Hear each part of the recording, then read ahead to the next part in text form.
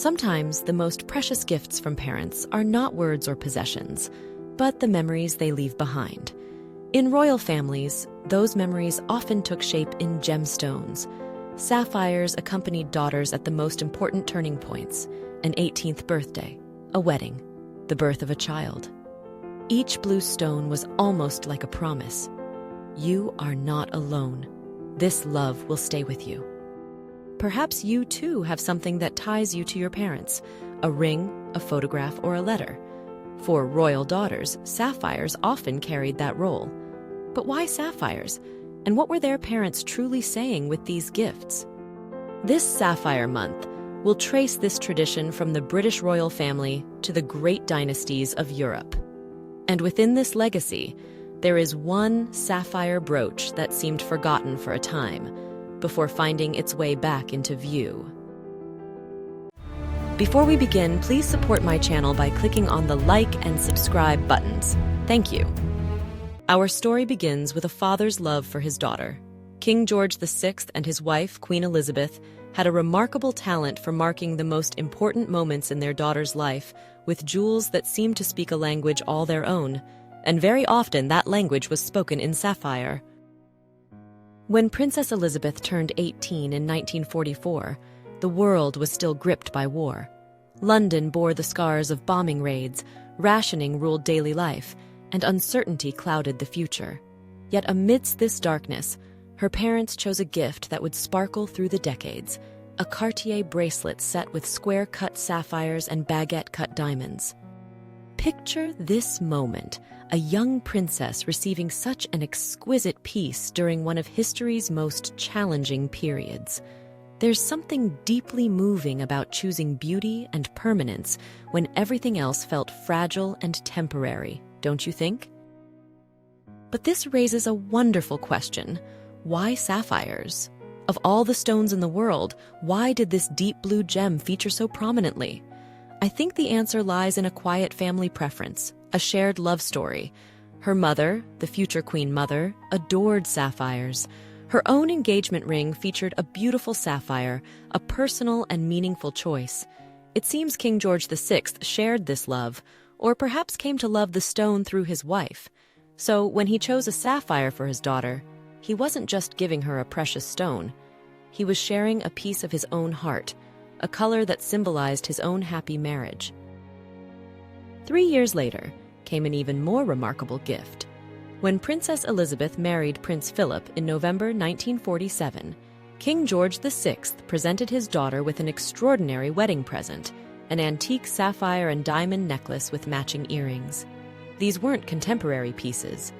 They dated back to around 1850, crafted during the reign of his great-grandmother, Queen Victoria. Imagine receiving jewelry with such provenance on your wedding day. But here's a charming detail that makes these pieces so human. Elizabeth couldn't even wear the earrings initially. She had to pierce her ears in the summer of 1951 and wait for them to heal completely. These were substantial 19th century pieces, quite different from the lightweight platinum earrings of her era. As Elizabeth grew into her role as queen, these sapphires evolved too. She had the necklace shortened to suit the fashionable 1950s style, sitting closer to her throat. A detachable sapphire and diamond pendant was added, and links removed from the original necklace became a matching bracelet. But the transformation didn't stop there. By the early 1960s, Elizabeth decided she needed a tiara to complete the set. She acquired a 19th century necklace that had once belonged to Princess Louise of Belgium and had it mounted on a tiara frame, creating what we now know as the Belgian sapphire tiara. What started as a simple wedding gift had grown into a complete sapphire parure, a testament to how royal jewelry lives and breathes, adapting to each generation while preserving its essential character. Have you ever inherited a piece of jewelry that grew more meaningful over time? There's something magical about how these sapphires accompanied Elizabeth through every stage of her remarkable life, from wartime princess to reigning monarch to beloved grandmother. But this is just the beginning of our sapphire story, because these weren't the only blue stones that would define the House of Windsor. What strikes me most about King George VI and Queen Elizabeth's approach to gifting jewelry is how they consistently wove flowers into sapphires, creating a garden of memories for their daughter. Each piece tells a story not just through its beauty, but through the moment it commemorates, and crucially, through the shared parental love behind it.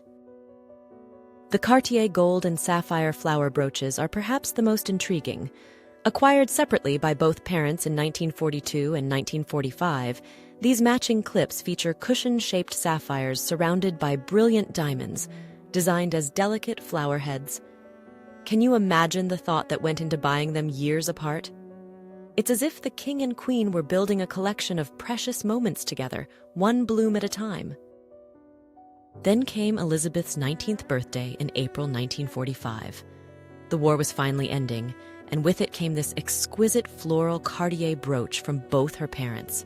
Set with rubies and both blue and pink sapphires, it's like a garden party captured in gems.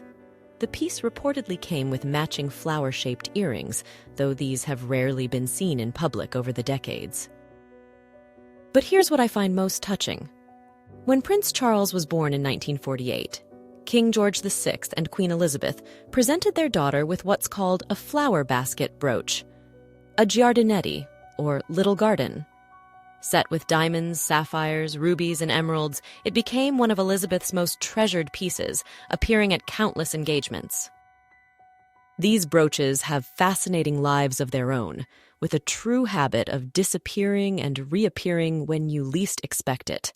The Cartier flower clips were worn into the early 1960s before they vanished for about 30 years, only to make a welcome return in the early 1990s.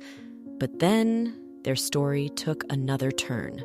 After a series of engagements in the late 90s, they slipped out of sight once more, remaining hidden for another 2 decades.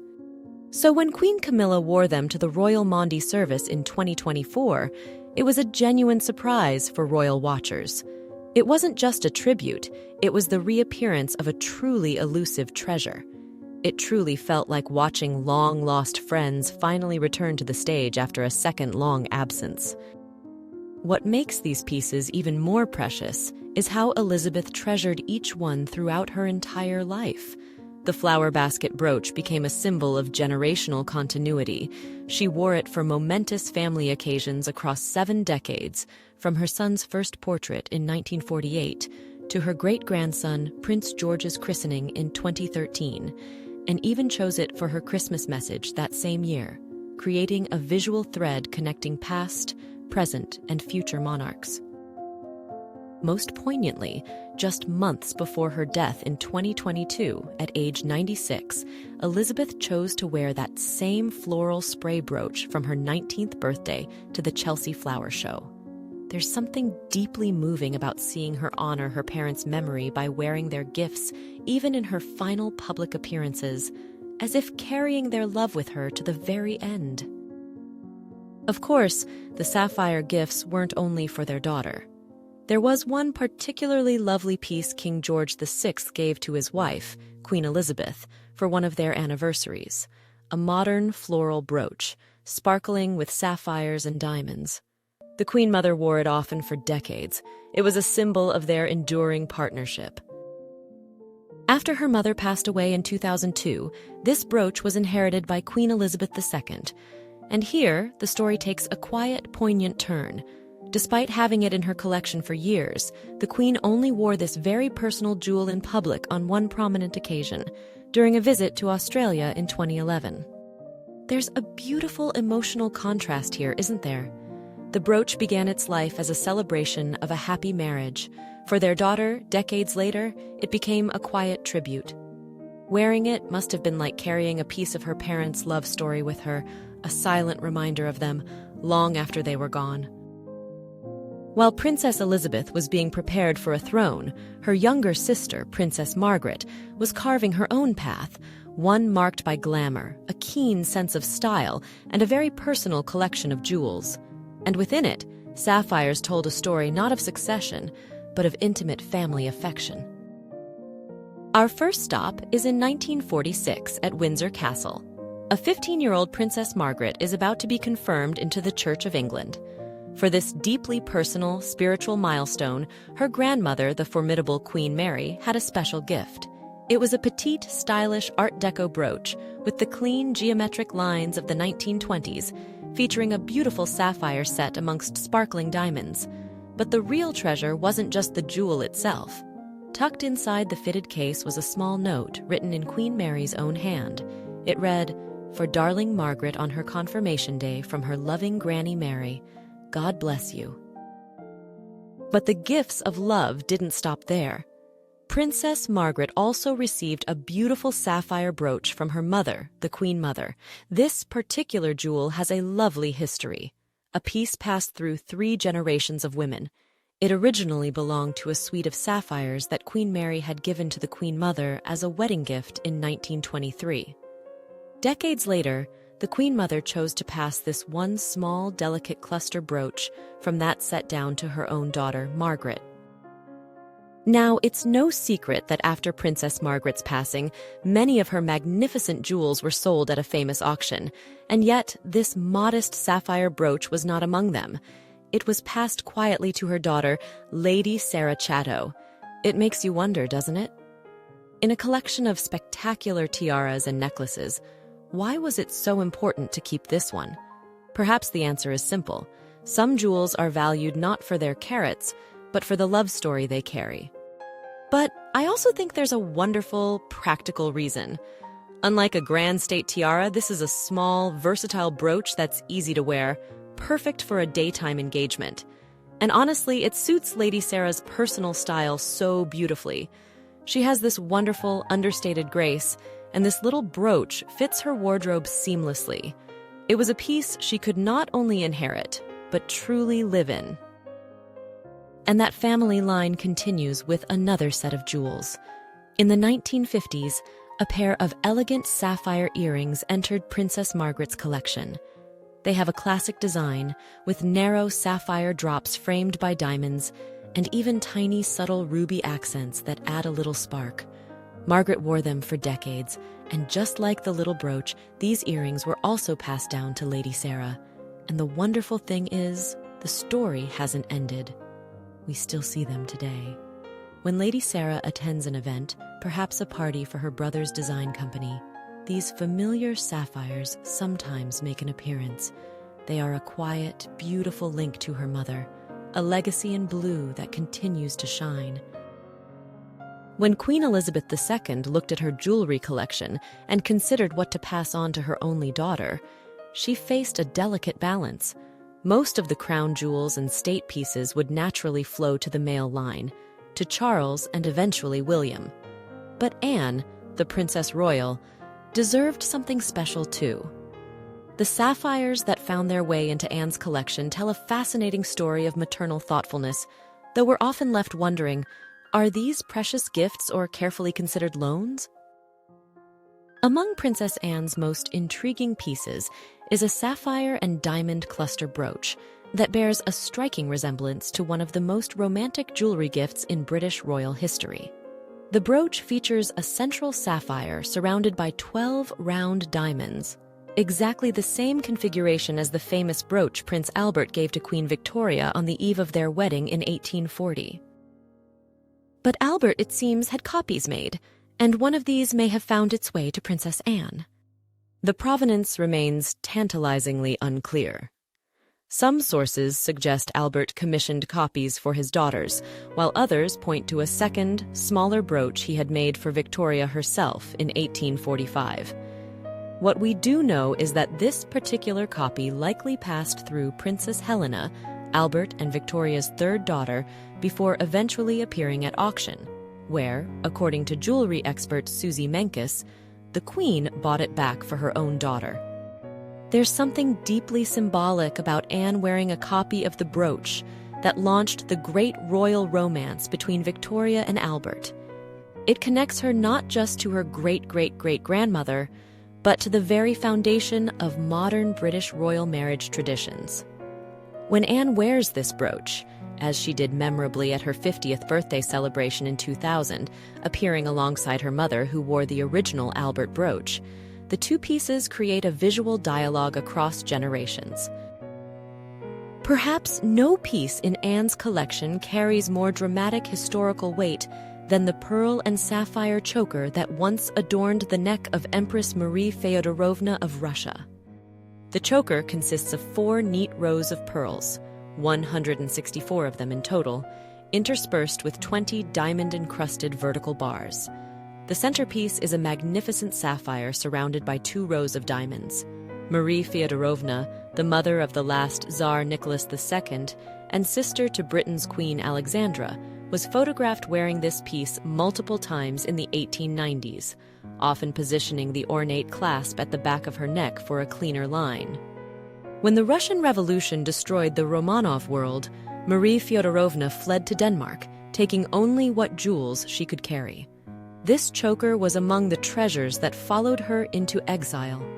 After her death in 1928, her daughters sold pieces from her collection to fund their lives in exile. Queen Mary, always an astute collector of royal jewelry, purchased the choker. When Queen Elizabeth II inherited it from Queen Mary in 1953, she wore it occasionally, but chokers were never really her style. Enter Princess Anne. In the early 1970s, the choker found its perfect wearer in the Queen's daughter. Anne has worn it faithfully for decades, including at major occasions like her installation as a Lady of the Order of the Thistle in 2001. There's another Russian connection in Anne's collection that tells an equally compelling story. The sapphire brooch with its distinctive cabochon sapphire, double row of diamonds, and hanging pearl drop was also a wedding gift to Princess Dagmar, later Empress Marie Feodorovna, in 1866. This time from her sister Queen Alexandra and brother-in-law, the future King Edward VII. Like the choker, this brooch survived the Russian Revolution. It was also bought by Queen Mary and became a favorite of Queen Elizabeth II. She wore it often, for state visits, church services, and even remarkably for some of her annual Christmas broadcasts, a quiet companion as she spoke to the nation. In recent years, Princess Anne has been spotted wearing what appears to be this very brooch. Whether it's a permanent inheritance or a mother's generous loan remains unclear. The palace rarely comments on such arrangements. What we do know is that Anne wore it for significant occasions, including a dinner in Uganda in 2022 and a reception in Belfast commemorating an Olympic anniversary. When we see Princess Anne in her Russian sapphires, we're witnessing more than just beautiful jewelry. We're seeing the quiet ways that Elizabeth II ensured her daughter would have treasures worthy of her status, pieces that connect her to the great sweep of European royal history while serving the practical needs of a working member of the British royal family in the 21st century. Let's leave the shores of Britain for a moment and travel north to the Kingdom of Denmark. Here we find that the tradition of mothers and fathers marking their daughters' lives with sapphires is just as strong, woven deeply into the story of another remarkable queen, Margaret II. Her sapphire story is one of patience, transformation, and a legacy passed not just to a daughter, but to a new daughter of the house. The story begins in 1958. A young crown princess, Margaret, is celebrating her 18th birthday, a pivotal moment for any future monarch. For this occasion, her parents, King Frederick IX and Queen Ingrid, gave her a deeply personal and historic gift, a magnificent sapphire pendant. This was not just any jewel. It was a piece of her own heritage, having once belonged to her grandmother, Queen Alexandrine. It was a beautiful, significant sapphire, a direct link to the woman whose name she carried as a middle name. But this was only the beginning of a much larger sapphire story, the first chapter in a book that was about to unfold. Almost a decade later, in 1967, another great milestone arrived, Margret's wedding to Henri de la Borde de Montpezat. To mark this joyous event, her parents completed the gift they had started all those years ago. In a beautiful act of love and foresight, they took the rest of Queen Alexandrine's original sapphire corsage ornament and had it masterfully transformed. The single precious pendant now had a family. A stunning necklace and a pair of matching earrings were created to transform it into a magnificent sapphire suite. The scale of the gift had shifted beautifully, from a young woman's personal pendant to a substantial set of jewels fit for a bride. and she wore it proudly for her wedding celebrations, a gift from her parents, shimmering as she began her new life. After her 1972 accession, Queen Margrethe continued experimenting with creative configurations for banquets, galas, and daytime events. The necklace was shortened in the late 2000s for modern fashion, but the essential character remained unchanged. Over her long reign, Queen Margrethe has worn this sapphire set with great creativity, a constant and cherished reminder of her parents' love. But there is another sapphire in the Danish collection, with an even longer, more layered history of being passed from mother to daughter.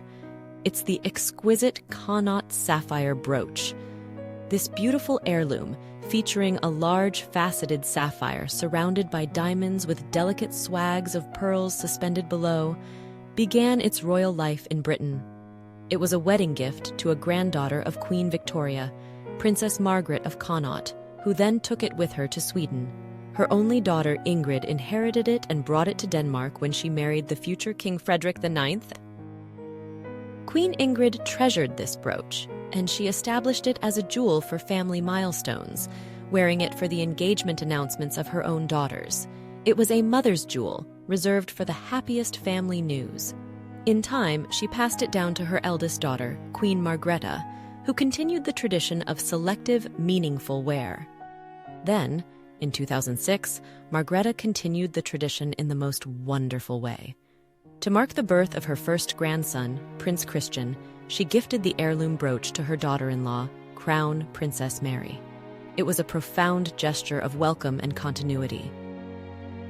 And it's at these family events, celebrating new life, that the brooch seems to have found its true calling.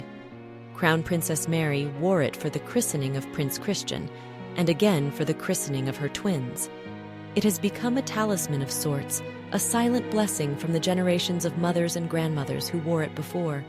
It's a beautiful tradition, connecting the matriarchs of the family to the newest arrivals, all through the deep blue light of a single historic sapphire. These stories are a beautiful testament to continuity, but it's a poignant reminder that not every heirloom's journey has such a secure ending. The story of another Danish sapphire jewel, Princess Thyra's tiara, took a very different and rather sad turn.